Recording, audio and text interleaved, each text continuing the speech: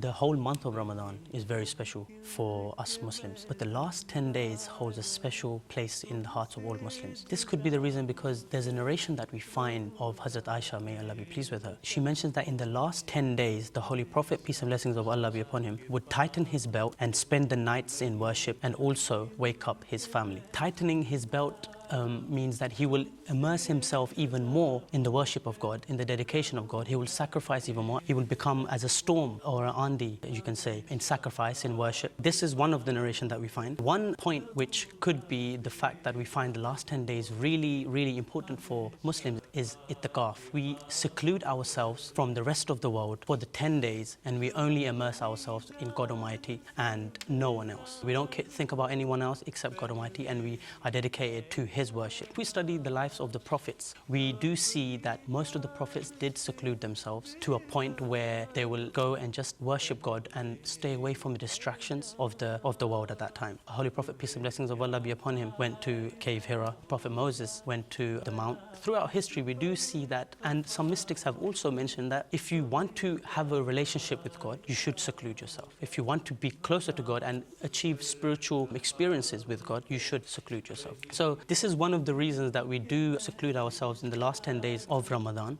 One of the main reasons is to find the Laylatul Qadr, which is the night of decree or the night of destiny, we can say, which in the Holy Quran has been mentioned that it is better than 1,000 months of worship. 1,000 months of worship is your whole lifetime. It is basically 83 years. If you're a healthy person, to live up to 83 years, it's quite a good lifetime. So that one night has been considered to be better than 1,000 months, 83 years of your life in worship.